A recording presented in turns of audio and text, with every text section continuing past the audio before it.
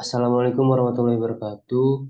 Perkenalkan, nama saya Aryan Wisnu Muhammad dengan NIM 66612200086. Saya dari kelas 3C dan kali ini saya akan menganalisis manajemen strategi pada organisasi sektor publik yaitu PT KAI Persero.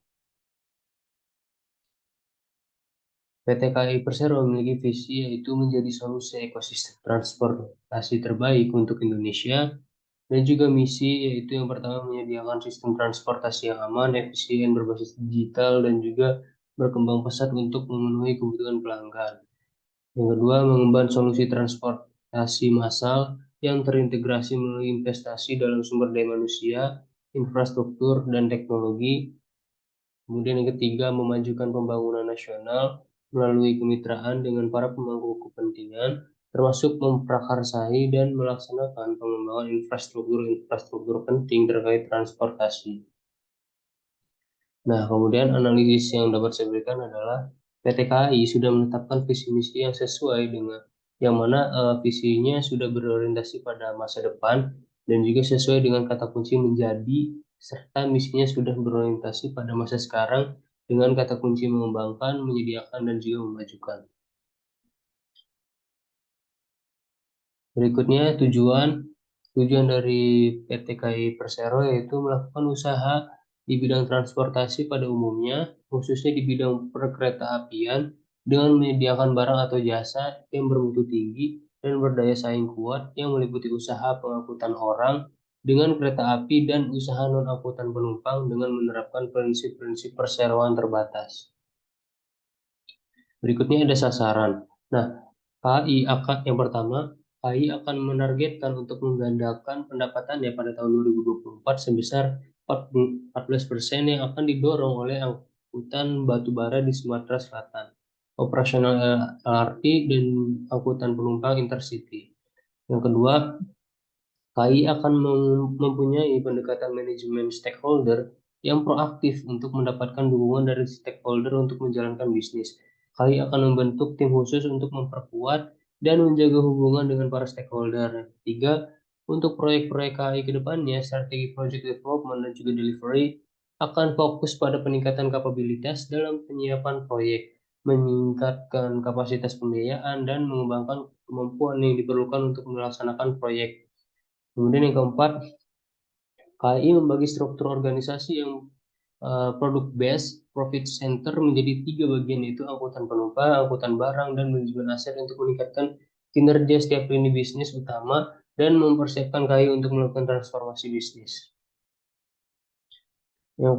Kemudian yang kelima, KAI akan melakukan digitalisasi pada aspek operasionalnya untuk memberi layanan kepada pelanggan yang lebih optimal dan meningkatkan efisiensi operasional. Yang keenam, agar anak perusahaan KAI terus mendukung KAI Group dan menghindari adanya tumpang tindih, KAI akan menerapkan parenting strategi secara strategik atau aktif untuk setiap lini bisnis pada setiap anak perusahaannya.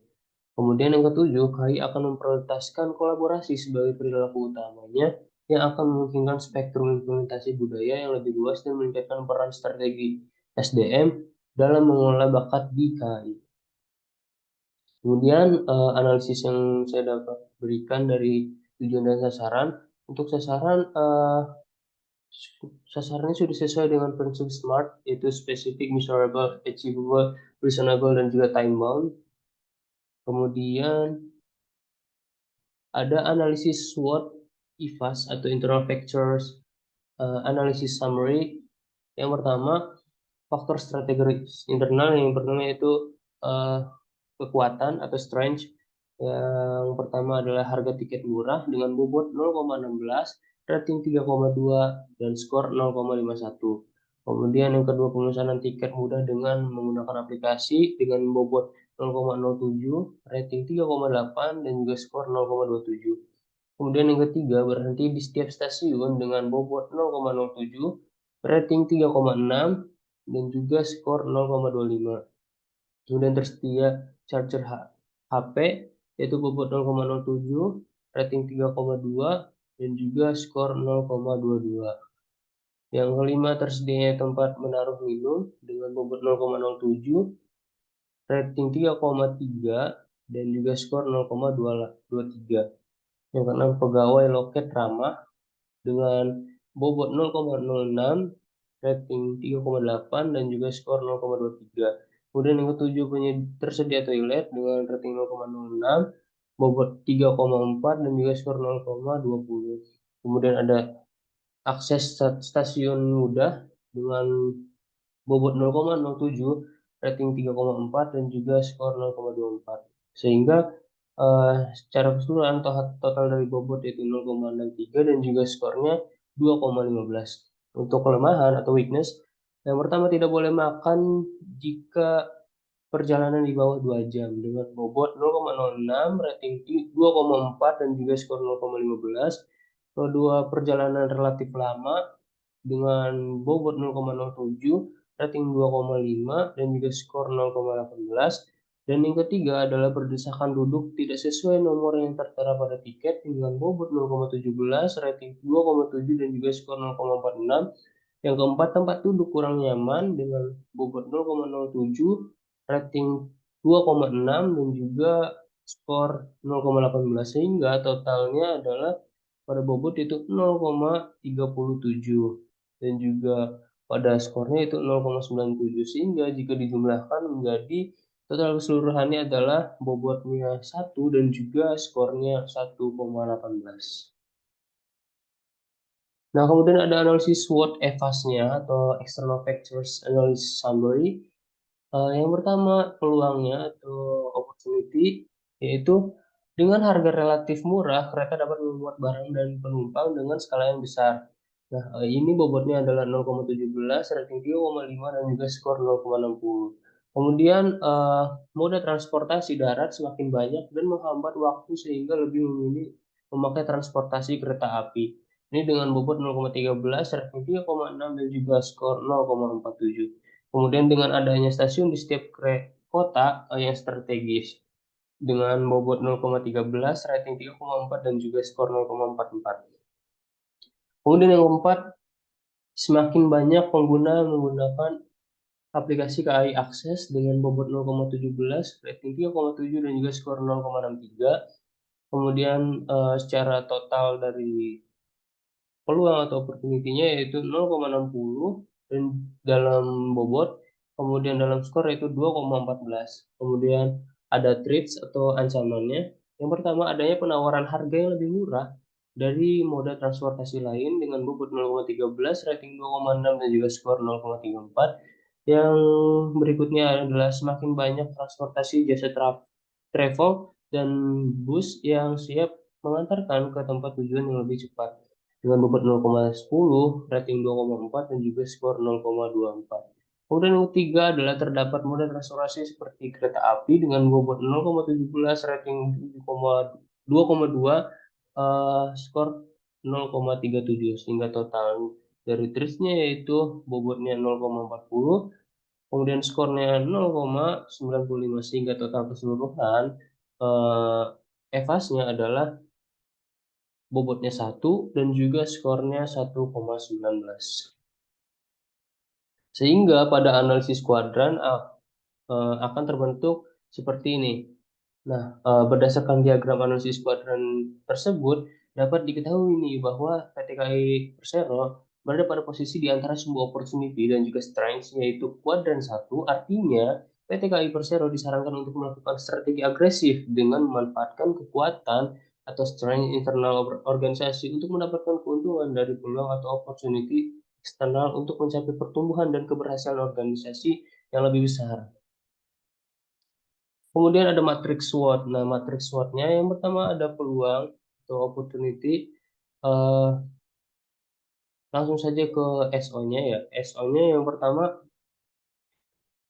berkolaborasi dengan beberapa perusahaan seperti PLN, perhotelan, bandara, dan juga perusahaan lainnya sehingga kolaborasi tersebut dapat menghasilkan keuntungannya. Ini bobotnya adalah 0,20, rating 4, dan scoring 0,80.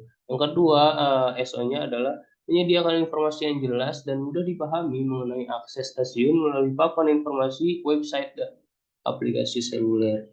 Nah, dengan bobot 0,15, rating 3, scoring 0,45. Nah, yang ketiga ada menyediakan kursi yang nyaman untuk memastikan kebersihan kereta secara rutin serta membuat membuat perubahan desain interior untuk meningkatkan kenyamanan penumpang. Nah, ini bobotnya adalah 0,25, ratingnya 3, scoringnya 0,75. Nah, kemudian ada WO atau weakness dan juga opportunity-nya. Yang pertama adalah menyediakan anggaran untuk perbaikan kursi dan juga beberapa fasilitas lainnya agar dapat membuat pelanggan merasa nyaman melalui program IMO atau Infrastructure Maintenance Operation. Program ini merupakan program perawatan dan juga pengoperasian prasarana perkeretaapian milik negara yang dilaksanakan oleh PT KAI dengan tujuan dari program ini yaitu untuk meningkatkan daya saing dan juga menjaga kualitas layanan. Nah, ini bobotnya adalah 0,25, ratingnya 4, skornya 1. Nah, kemudian yang kedua adalah menyediakan layanan kontak center untuk berkomunikasi dengan pelanggan apabila terdapat pengaduan atau terdapat pelanggan yang tidak memenuhi tata tertib. Nah, ini bobotnya adalah 0,15, ratingnya 3 dan skornya 0,45. Kemudian ada ancaman atau threats-nya sehingga eh, dikawinkan. Jadi ST-nya itu menawarkan tiket dengan harga diskon atau promo khusus untuk periode tertentu supaya menarik lebih banyak penumpang. Nah, ini bobotnya adalah 0,15, ratingnya 2, skornya 0,50. Yang tadi SO dan juga WO-nya itu totalnya 2 dan juga 1,45. Kemudian untuk ST-nya totalnya 0,50. Nah, untuk WT-nya itu yang pertama melakukan koordinasi dengan petugas pramugari atau pramugara kereta api untuk menertibkan nomor kursi pelanggan sesuai dengan yang tertera pada tiket yang telah dibeli. Nah, ini bobotnya 0,45, ratingnya 2, dan scoringnya 0,90. Yang kedua, melakukan perbaikan terhadap kualitas kursi guna kenyamanan pelanggan. Ini bobotnya 0,30, ratingnya 2, dan scoring 0,60. Kemudian yang terakhir ada balance scorecard-nya. Nah, yang pertama adalah financial-nya. Yang pertama ini ada dapat dilihat di sini bahwa pendapatannya, kemudian beban pokok pendapatan, beban usaha, laba atau rugi sebelum pajak, kemudian jumlah laba dan laba bersih. Nah, eh, keseluruhan total presentasinya adalah 100. Kemudian data tersebut dapat diakses pada laporan keuangan PT KAI itu sendiri dalam websitenya. Kemudian yang kedua ada internal. Nah, PT KAI Persero Indonesia sudah menetapkan SOP yang berlaku sebesar 90% karena terkadang terdapat keterlambatan dalam pemberangkatan. Yang ketiga ada ya customer. Nah, eh, ini mencakup kepuasan pelanggan dalam penerapan operasionalnya sebesar 80% karena KAI lokal masih banyak penumpang yang duduk tidak sesuai dengan nomor yang tertera di tiket mereka dan juga akses terhadap aplikasi KAI akses masih terdapat error atau masalah teknis. Kemudian yang keempat ada learning and growth. Nah, PT KAI Persero sudah melaksanakan pelatihan atau diklat sebesar 100% berupa pendidikan dan juga pelatihan atau pusdiklat non-railways training yaitu perkeretaapian, contohnya pelatihan leadership, keselamatan legal dan lain-lain, fasilitas yang ada seperti ruang kelas, kemudian laboratorium, penginapan bagi peserta diklat dan dilengkapi dengan oleh 13 tenaga struktural dan 8 tenaga fungsional yang ahli di bidangnya. Kemudian Pusdiklat KAI ini menerapkan kombinasi pembelajaran tatap muka dan juga daring. Nah, informasi-informasi tersebut dapat diakses langsung pada website KAI atau PT KAI Persero. Terima kasih, mungkin sekian yang dapat saya sampaikan. Wassalamualaikum warahmatullahi wabarakatuh.